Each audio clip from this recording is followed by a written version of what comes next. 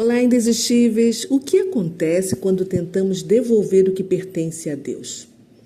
Neste capítulo 6 de 1 Samuel, os filisteus aprendem uma importante lição sobre a santidade e o poder da Arca da Aliança. Vamos descobrir juntos como a presença de Deus transformou a história, tanto para os inimigos quanto para o seu povo? Então, bora lá, vamos ler, vamos estudar, extrair aplicações para a nossa vida hoje. Eu te peço então para você deixar o seu like e ao final compartilhar com alguém que você ama. Então, bora! Então, pegue a sua Bíblia e eu vou continuar aqui com a Nova Almeida atualizada, letra grande. Capítulo 6. A Arca do Senhor esteve 7 meses na terra dos filisteus. Estes chamaram os sacerdotes e os adivinhos e perguntaram: que faremos com a Arca do Senhor? Diga-nos como a devolveremos para o seu lugar. Então eles responderam: se devolverem a Arca do Deus de Israel, não a mandem vazia, mas envie também a ele uma oferta pela culpa. Então vocês serão curados e saberão por que a mão dele continua pesando sobre vocês. Então os filisteus perguntaram: que oferta pela culpa devemos mandar? Os sacerdotes e adivinhos responderam: mandem 5 tumores de ouro e 5 ratos de ouro, segundo o número dos governantes dos filisteus, porque a praga é a mesma sobre todos vocês e sobre todos os seus governantes. Façam imitações dos tumores e dos ratos que andam destruindo a terra e deem glória ao Deus de Israel. Assim, ele talvez alivie a sua mão de cima de vocês e do Deus e da terra de vocês, porque vocês endureceriam o coração como os egípcios e Faraó fizeram. Não é verdade que depois que Deus os maltratou, eles deixaram os israelitas sair e eles foram embora? Agora, pois, façam um carro novo, arranjem 2 vacas com crias, sobre as quais nunca foi colocado jugo, e amarrem as 2 ao carro. Quanto aos bezerros, levem-nos para casa. Então, peguem a arca do Senhor e a ponham sobre o carro. E num cofre ao lado dele ponham as figuras de ouro que vocês vão lhe enviar como oferta pela culpa. Depois, deixem o carro ir. Fiquem observando. Se ele subir pelo caminho de Bet-Semes, que leva a seu território, então foi o Deus de Israel que nos fez este grande mal. Mas, se não, saberemos que não foi a sua mão que nos atingiu e que isso nos aconteceu por acaso. Os homens fizeram isso, pegaram 2 vacas com crias e os amarraram ao carro e encerraram seus bezerros em casa. Puseram a arca do Senhor sobre o carro, junto com o cofre que continha os ratos de ouro e as imitações dos tumores.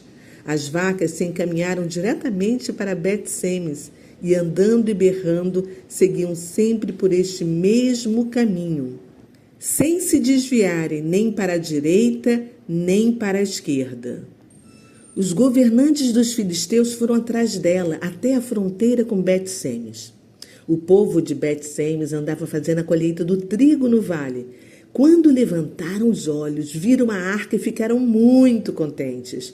O carro veio até o campo de Josué, o Bet-Semita, e parou ali, onde havia uma grande pedra. Eles cortaram a madeira do carro em pedaços e ofereceram as vacas ao Senhor em holocausto. Os levitas desceram a arca do Senhor e também o cofre que estava junto a ela, em que estavam os objetos de ouro, e os puseram sobre a grande pedra. No mesmo dia, os homens de Bet-Semes ofereceram holocaustos e sacrifícios ao Senhor. Os 5 governantes dos filisteus viram aquilo e voltaram para Ecrom no mesmo dia. Estes são os tumores de ouro que os filisteus enviaram ao Senhor como oferta pela culpa. Um por Asdod, outro por Gaza, outro por Asquelon, outro por Gate e outro por Ecrom. Enviaram também os ratos de ouro segundo o número de todas as cidades dos filisteus, pertencentes aos 5 governantes, desde as cidades fortificadas até as aldeias campestres. A grande pedra sobre a qual puseram a arca do Senhor está até o dia de hoje no campo de Josué, o Bet-Semita. O Senhor feriu os homens de Bet-Semes porque olharam para dentro da arca do Senhor, matando 70 deles. Então o povo chorou, porque o Senhor tinha feito tão grande matança entre eles. Os homens de Bet-Semes disseram: quem poderia estar diante do Senhor, este Deus santo? E para onde subirá para que fique longe de nós? Então enviaram mensageiros aos moradores de Quiriate-Jearim, dizendo: os filisteus devolveram a arca do Senhor. Venham até aqui e levem a arca com vocês.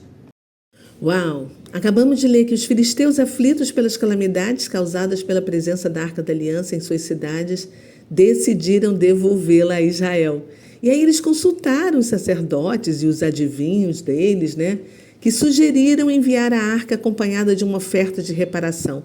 Seriam objetos de ouro em forma dos tumores e ratos, simbolizando as pragas que eles enfrentaram. E também propuseram um teste para determinar se Deus realmente causou os problemas.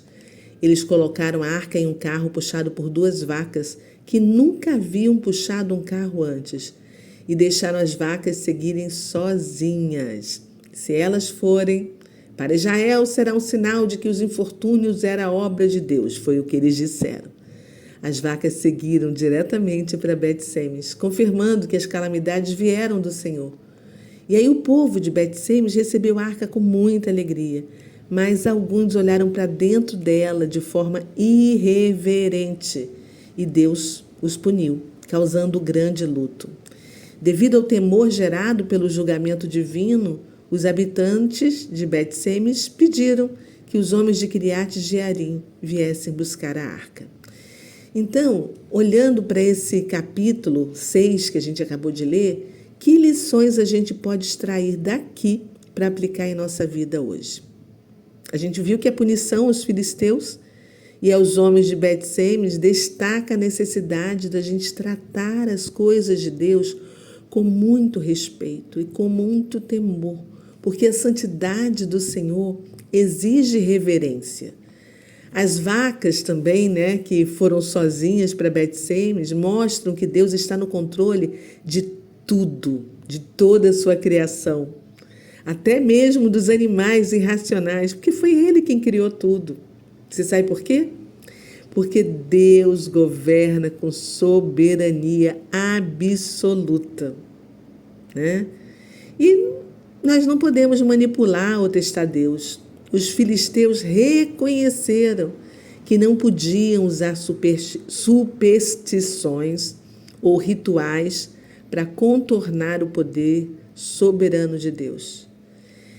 E também a gente pode ver que, apesar da celebração inicial em Bet-Semes, a irreverência em relação à arca levou à punição. A gente não pode esquecer que a alegria e a obediência devem caminhar sempre juntas. E aí, vamos refletir sobre o que a gente acabou de ler. O que a atitude dos filisteus e do povo de Bet-Semes nos ensina sobre a reverência que Deus exige? Pensa nisso. Por que é importante reconhecer que a santidade de Deus não permite mal-entendidos ou desrespeito?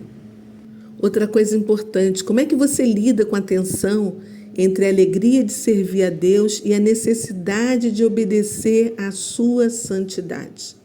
Reflita, anote, extraia insights, porque isso é muito importante. E agora vamos conversar com Deus? Ai, Pai, obrigada, gratidão por nos mostrar que os filisteus, mesmo no sofrimento, eles reconheceram que estavam lidando com o teu poder. Foi muito bom também ver as vacas, obedecendo a tua direção e levando a arca para Bet-Semes. Os homens de lá receberam a arca alegremente, mas eles, infelizmente, falharam e não mantiveram a reverência necessária. E aí pediram para Quiriate-Jearim assumir essa responsabilidade de guardar a arca e buscar, Ai, Pai, como é bom tomar conhecimento desses detalhes de todas as coisas que aconteceram, como exemplo até para nós mesmos. Nós te agradecemos e bendizemos o teu nome, porque o Senhor é bom o tempo todo. Nós te amamos, Pai, e oramos em nome de Jesus. Amém e amém. Bom, pessoal, é isso aí. Vamos ficando por aqui. Peço para você deixar o seu like, compartilhar com alguém que você ama. E amanhã